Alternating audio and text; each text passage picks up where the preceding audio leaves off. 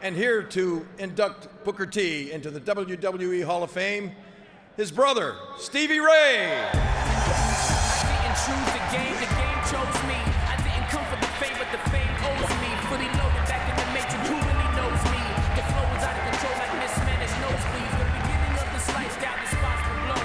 We grew up in a society, the spots are known. I was trained for this and selected.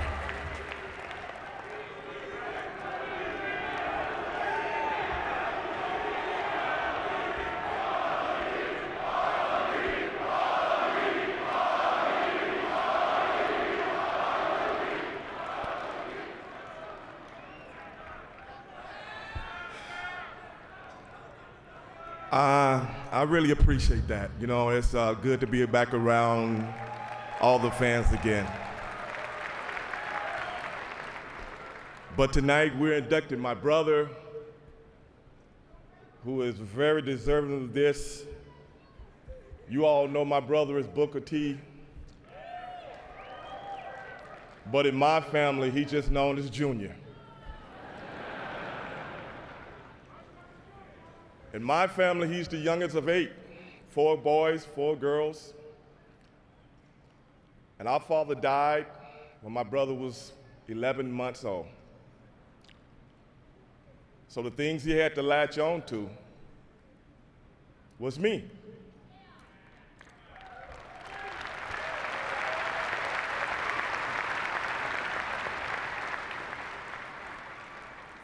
So growing up, you can say we was kind of attached at the hip because he was always hanging on, just like a little brother. Always hanging on, always following me wherever I went. Some of the things my brother did as a kid was like start trouble with guys my age because they knew, don't mess with him. Stevie Ray right around the corner. That's the Booker T you don't know.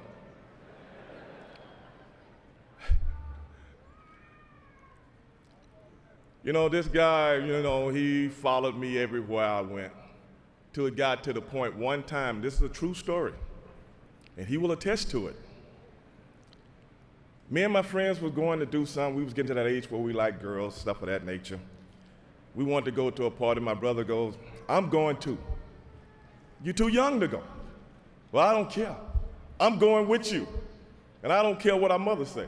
I'm going with you. So what do? We knew it was too small, so we took off running. And he kept up for about 200 yards. Then he stopped in the middle of the street, laid down in the middle of the street and started crying. Because he knew I would come back to get him. But this time I didn't come back to get him. We went, did what we had to do, came back. He was still in the middle of the street crying.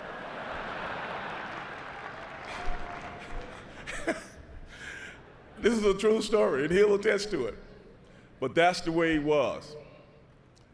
Then we got to, I was a teenager, he was a preteen.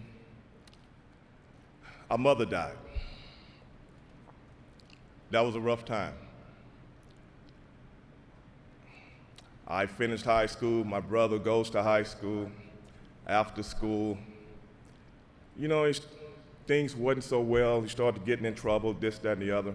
And as everyone here already knows, my brother was incarcerated for a couple of years. And I kind of felt like it was my fault because I wasn't there for him. He wasn't able to latch on to me like he did when we were kids. But the whole time he was incarcerated, we talked a lot. And guess what we talked about? Pro wrestling.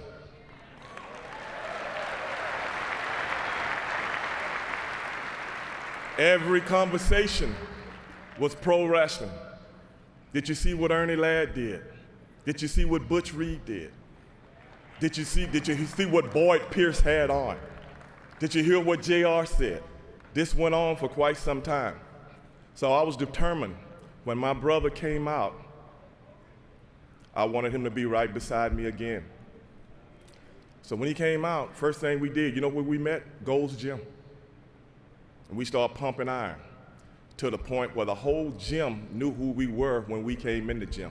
That's how determined we were. We didn't even think about being professional wrestlers at that time.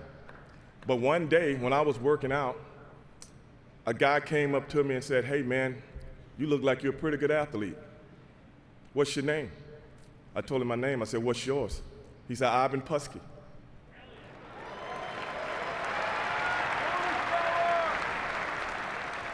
I said, "Yeah, Ivan Pusky, we used to watch you, man, when we were kids." He said, "Well, I'm opening up a wrestling school. You guys want to come try it out? Come try it out." I said, "Well, cool." So I'm gonna go to the wrestling school. Didn't know how much it cost. I thought he was gonna give me a free ride. I didn't know the guy, you know. Thought he liked me, until he said, "Oh no, it's $3,500.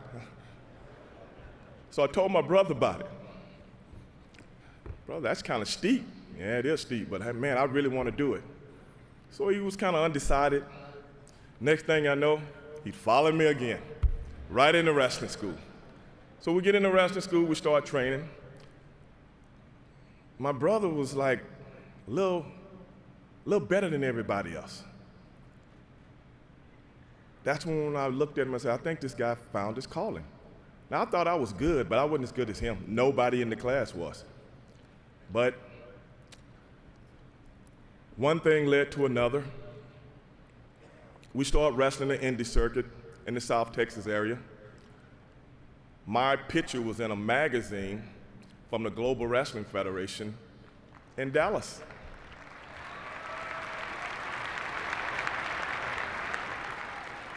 And they got, I was called Super Collider at that time, whatever that was. But anyway.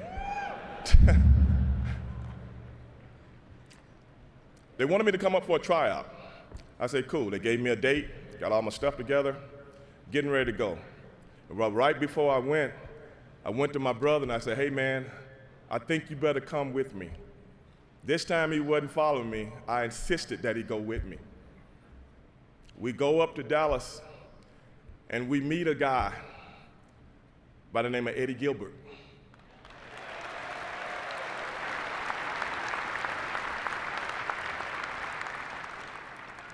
We walk into Eddie Gilbert's office.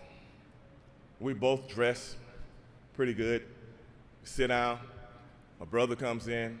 My brother has a phone, one of the kind you used to have to carry around, looked like a suitcase. He was trying to be fly. Eddie Gilbert looks at him and goes, "Who's this?" I said, "That's my brother." He said, "Does he work?"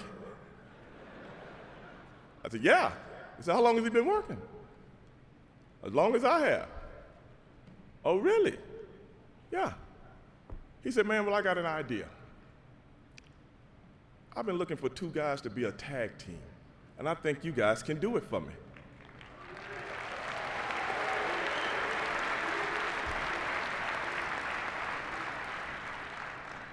And he goes, "Have you guys, you got it?" Well, let me go back for a second.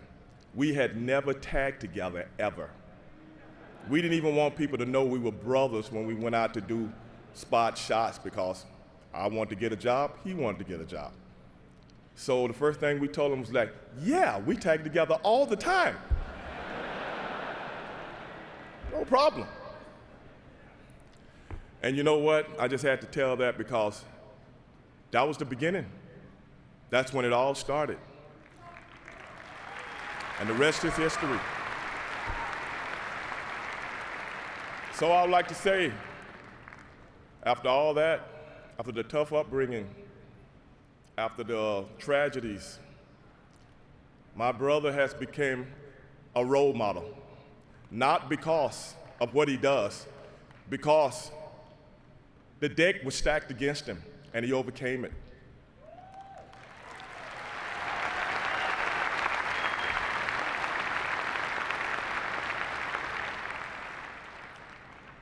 And when you can just look things and look right into the eyes of the storm and say, "I don't care. I'm too determined to let anything stop me." That's why I look at him in that light, and that's why I'm proud of him. Because of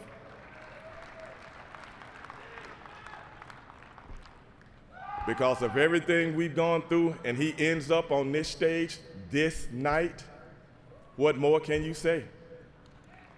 And without further ado,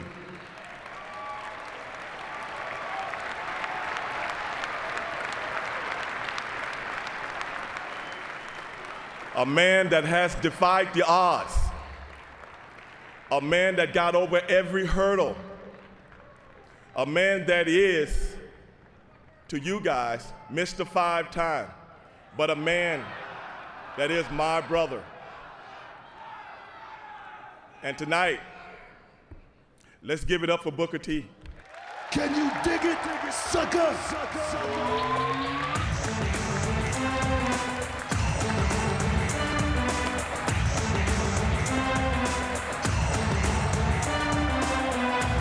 Can you dig it, sucker?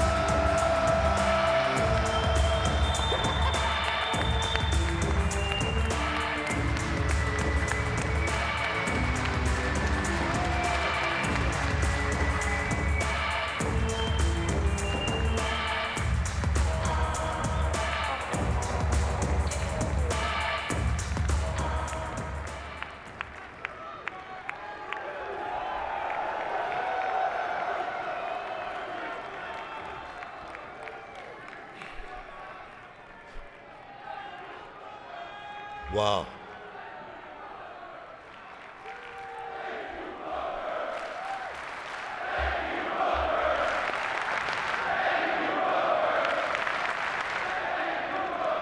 No, thank you guys. Thank you. Thank you guys for letting me be a part of your lives for so many years. I feel like you guys are family to me. I've been in 22 years, so you guys are family to me. But first and foremost, before we get this night started, I want to thank my brothers, all my sisters, for showing up here tonight, being a part of this momentous occasion.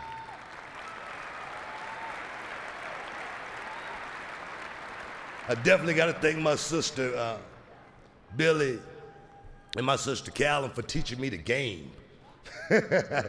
Teaching me how to get through life. Got to thank them for that. It's only one thing that'll make this night complete for me.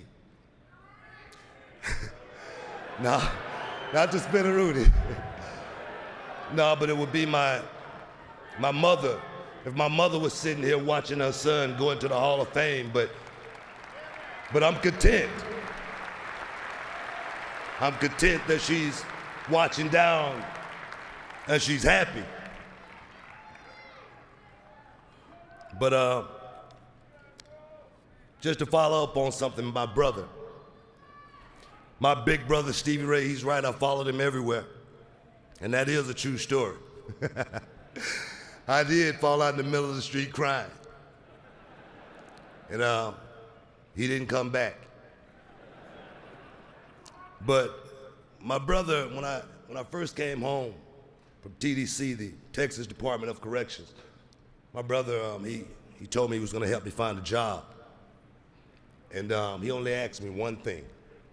He said, only thing I ask you, Junior, is to do that job to the best of your ability till something else better comes along, no matter what it is. And I told him I could do that. First job my brother helped me get was a security guard, fresh out of prison. You kidding me, right? I didn't lie on the application, I just didn't tell them I had a record. And I kept that job for about 6 months until they found out I did have a record and they had to let me go. They was nice about it, but they had to let me go. But my brother had introduced me to a man by the name of Bruce Gasarch. He actually owned the apartment complex where I was working security at. This man saw my character. He saw how hard I worked, so he just put me in another position. I gained trust.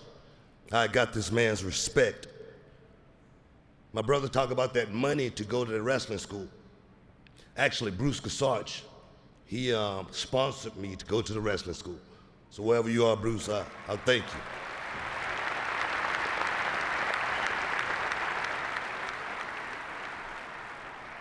Follow up on that story, my brother was talking about Eddie Gilbert. Eddie Gilbert, thank God for Eddie. Eddie had an elaborate scheme.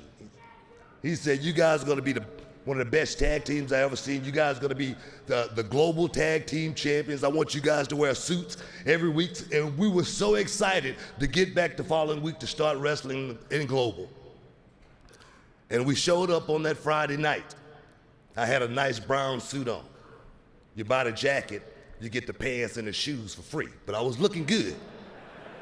The only thing that mattered. We roll in the Global Wrestling Federation, and we're looking for Eddie Gilbert. And a guy by the name of Wild Bill Irwin, he comes up, we say, hey, we're looking for Eddie. We're the Ebony Experience, and we're ready to go to work. And Wild Bill said, Eddie got fired. And we're like, what? Well, Eddie had this big plan. Well, it's not gonna happen. But because I like you guys, I'm gonna give you a tryout. Okay, we'll take that. We went out to do this match. We went through the curtain. Can't remember the guys who were working, but we went through that curtain and those people went off on us. They booed us, they hated us. They called us some of the most explicit names you could think of. My brother-in-law was actually taping it. And we were in the middle of that match. People still, down, like throwing apples at us, throwing rotten eggs at us. But that night, the Spinaroonie was born. I remember doing the Spinaroonie, and that same guy that was, going off, he go, oh my God, what was that? From that day on, I knew the power of the Spinaroonie. There was about 75 people in that arena that night, and when we left about 18 months later, there were 3,000 people in that arena every week, and they were coming to see the Ebony Experience.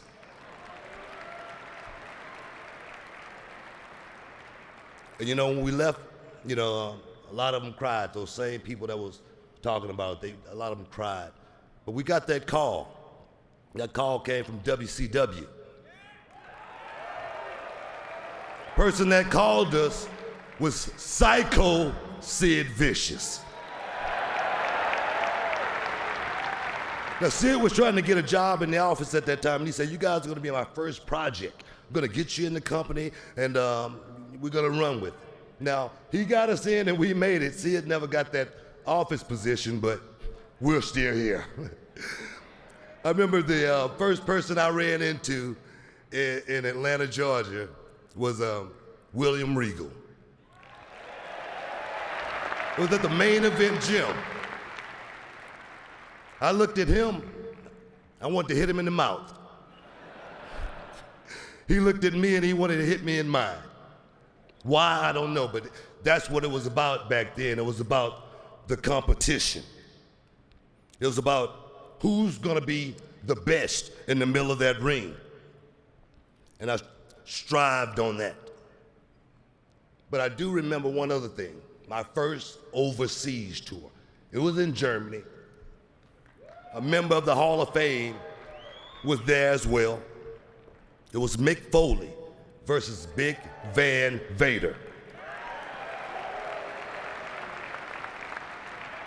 I'm pretty green. I'm looking through the curtain, watching these guys go at it, go back and forth, back and forth. Knock down, drag out match.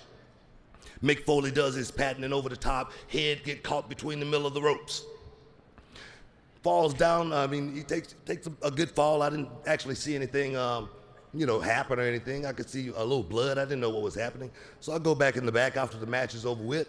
I'm sitting back there, calm, waiting on my turn. Mick Foley walks in. His blood dripping onto the floor. And Mick, he's not selling it. It's not hurting Mick. Mick sits down, and I'm sitting across from him. I'm a green kid. I'm just now getting into this business. I'm wondering, man, is this the way it is? A guy by the name of Gary Capetta walks in the locker room. He looks a little confused, and he says, I think this is Mick Foley's ear. It literally was Mick Foley's earlobe in his hand. And I go, wow. That's what I said then, but when Mick Foley looks up, Mick Foley says, bang, bang. And then I go, what the hell have I gotten myself into? But I tell you, that ride was a great ride. Before I get started, I got to thank a couple of people that was instrumental in my WCW career. A guy by the name of Double A, Orrin Anderson. Guy treated me like a son. Guy by the name of Greg Gagne. And also, of course, I got to thank the nature boy Ric Flair for teaching me style, finesse, showmanship, grace, and all of that. But more importantly, I want to thank the American Dream, Dusty Rhodes.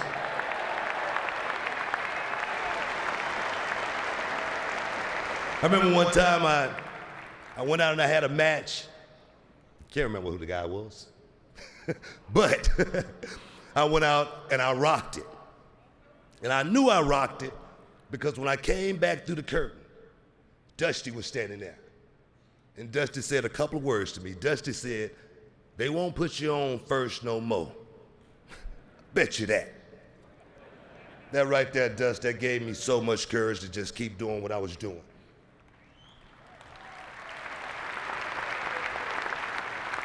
But I tell you, the Harlem Heat was off and running. Harlem Heat was off and running, but it was just that one special ingredient that we were missing. That ingredient came in the form of a woman. And that woman's name was Sherry Martel.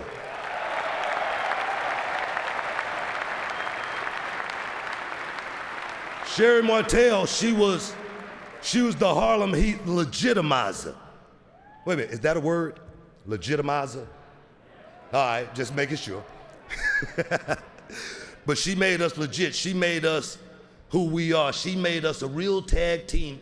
Wherever we went, just because of Sister Sherry, we was world known, worldwide.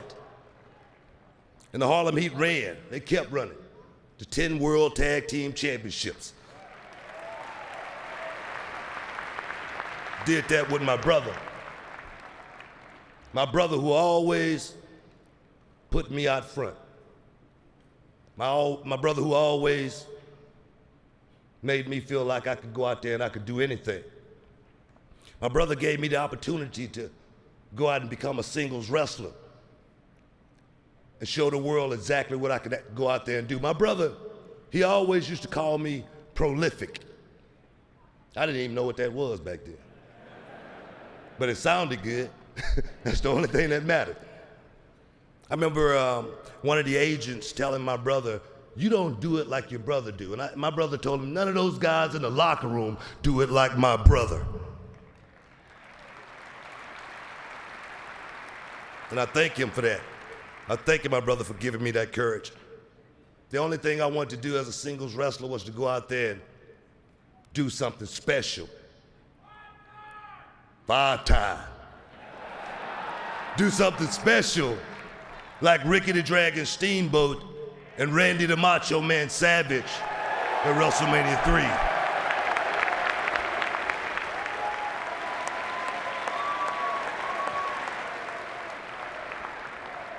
I got a chance to do that. I got a chance to run my first title, the World Television Championship. Let me tell you guys how I won that championship. Rick Martel was supposed to win the title that night. Another great Canadian. But he forgot his boots and his gear.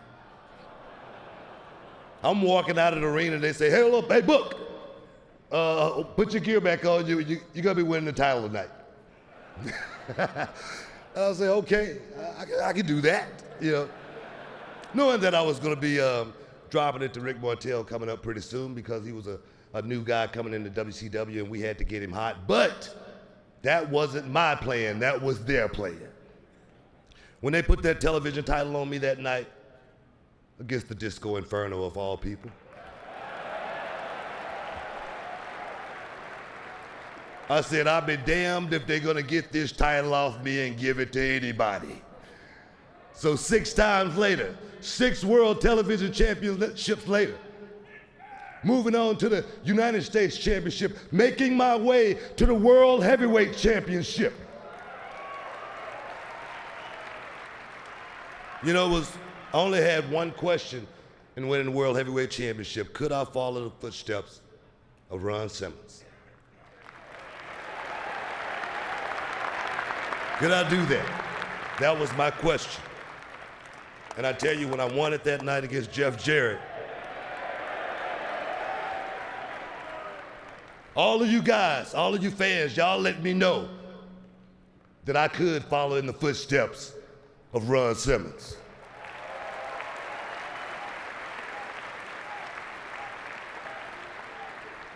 I went on to close WCW down as the World Heavyweight Champion as well as the United States Champion. Went from the bottom all the way to the top of the company. Wow. And then WWE came calling. I remember that night, you know, with so many guys in the back, they were so nervous, they were wondering, you know, what was gonna happen. A lot of sad faces, a lot of guys crying after it was all over with. I remember a guy by the name of David Pinzer coming up to me and he asked me, Book, aren't you sad? It's the last night of WCW. I mean, how'd it feel? I mean, he had tears rolling down his eyes. I was drinking a Jack and Coke or something. I don't know, I can't remember. but he asked me, what are you gonna do? And I told him, I'm going to the WWE.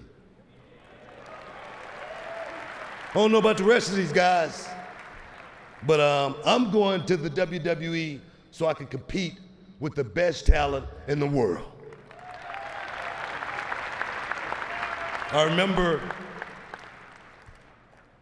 Linda McMahon telling me, we finally got you. I'll never forget that.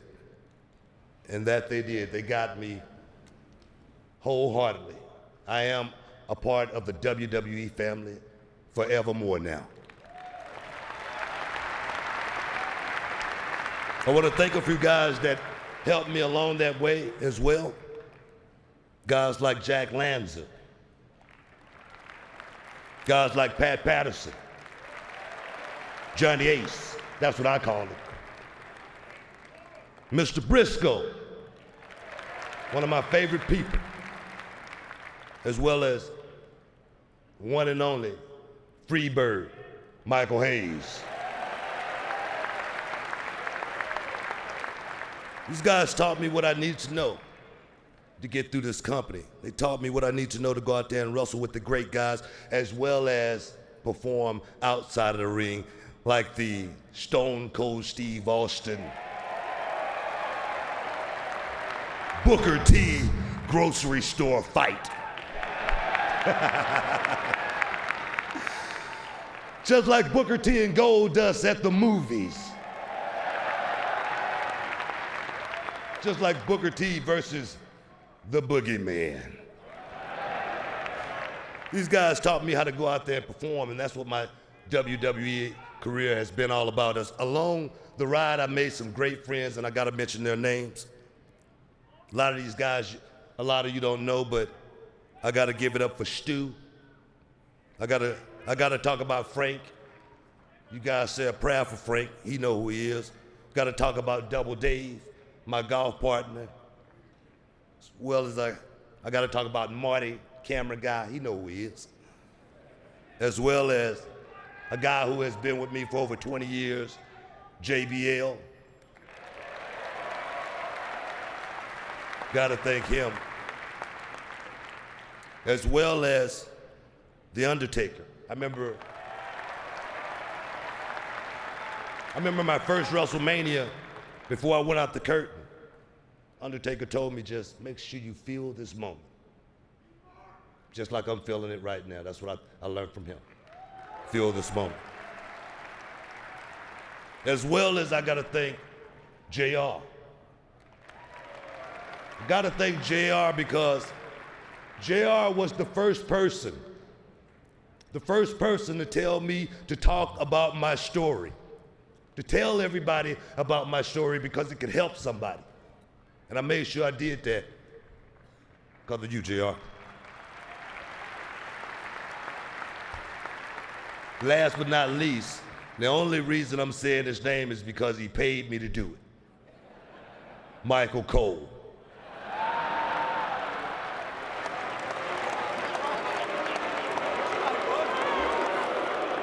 Yeah, he paid big money for that. It's like an advertisement, you know. But I gotta thank Michael. I mean, he called all of my matches. He was there for me, and he's a great friend. I want to thank you for being there for me.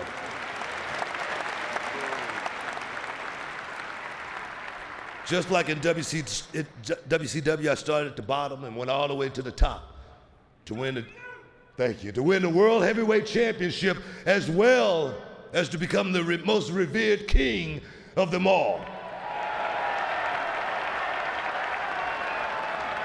King Booker!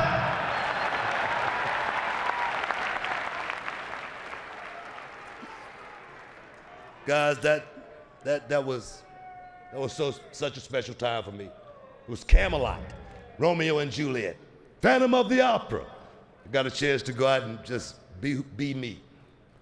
But guys, in closing, I want to thank you guys, the fans.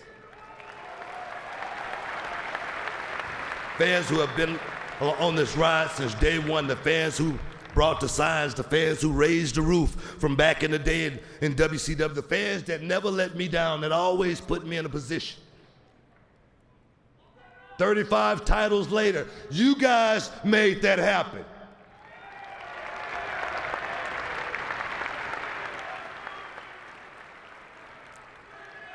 And there's just one more person I want to thank. You can wait a minute now. Don't try to pull no Trish Stratus on me. I will whoop everybody in here.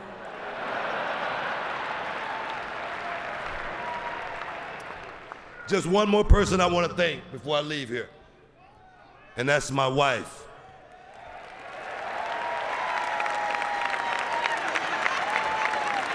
My queen.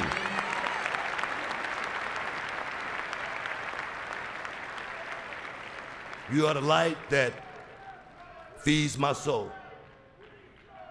You're everything to me. No matter wherever you are, night or day, I'll be there for you. I'll come running. I'll say I do 1,000 times over.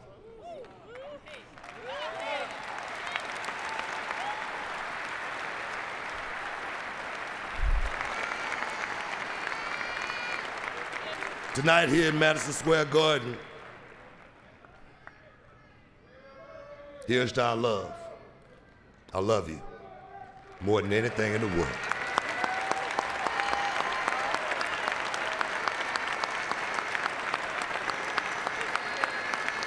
And yes, I do take my place into immortality, the 2013 Hall of Fame. And like I always say,